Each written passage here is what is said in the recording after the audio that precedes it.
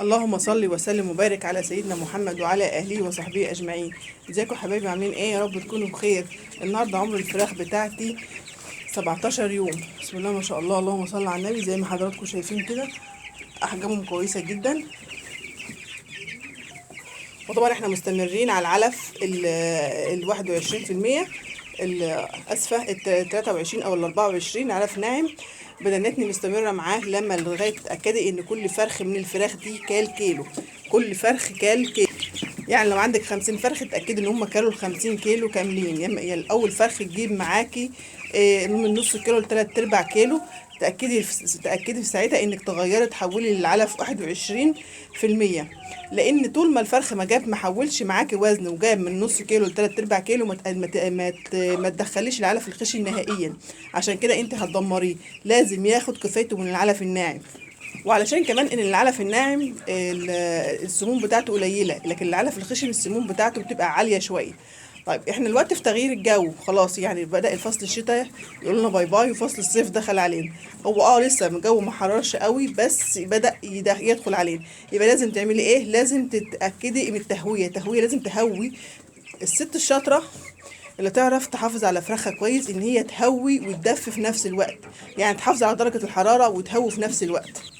يعني تفتحي فتحة التهوية بتاعتك تكون مرتفعة من فوق، يعني تكون من أعلى الشباك. هوريها لكم عندي حالا دلوقتي. شفتوا أنا فاتحة الشباك منين؟ من فوق، يعني مش من تحت، مش عمودية.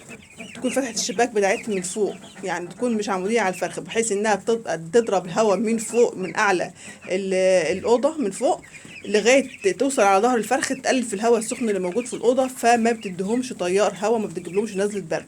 لكن مش تفتحي الباب عليهم، لأن الباب بيدخل هواء عمودي عليهم فمقوم يجيب لهم نزلة برد.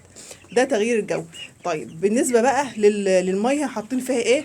المية انا حاطة فيها فيتامينات ليه؟ فيتامينات لأن الفيتامينات بتحسن نمو الفرخ، بتفتح نفسه على الأكل، وبتعلي المناعة بتاعته. بنزل فيتامينات كل يومين او ثلاثه. بنزل فيتامينات، فيتامين الف د 3 ايه، او فيتامين الكيس اللي انا قلت لكم عليه قبل كده، اللي اسمه ايه، هيرو انتركوت، اللي هو في مجموعه فيتامينات في كيس واحد. طيب النهارده انا عامله وصفه على العلف، وصفه جميله جدا جدا. هي اصلا اسمها وصفه تغيير الجو.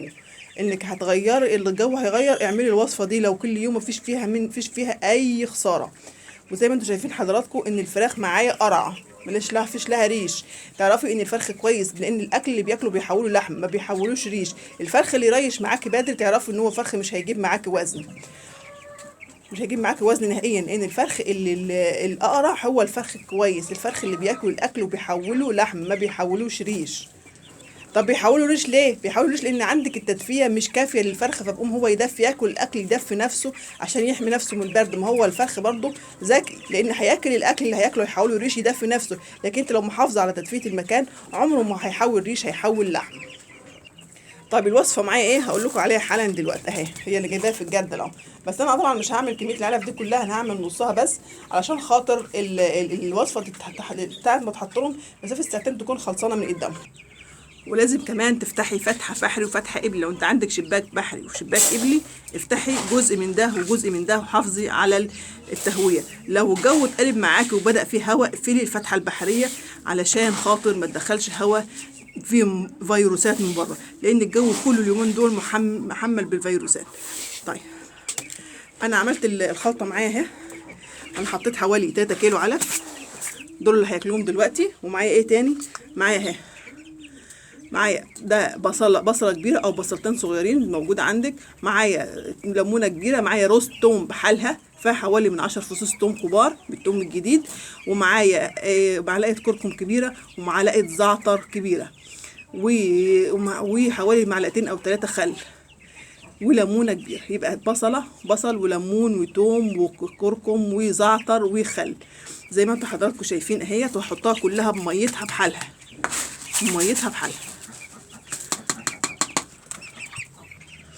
اهي. بصل اهوت، والليمون اهي، وهقلبها كلها في بعضها.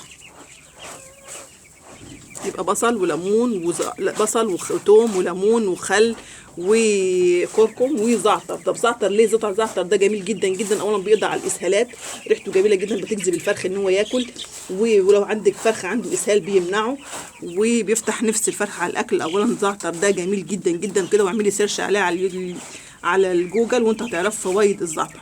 هقلبهم كويس وارجع لكم تاني. زي ما حضراتكم شايفين كده انا حطيت لهم العلف في العلافات، قلبته كويس جدا وحطيته في العلافات وهياكلوا. طبعا لازم تكونوا مجوعه الفراخ قبلها بساعتين، وتجويع الفرخ مش خطر عليه، لازم في السن ده من سن ال17 لما لاخر الدوره بتاعتك لازم تجوعي الفراخ من ساعتين او 3 لغايه 3 ساعات في اليوم.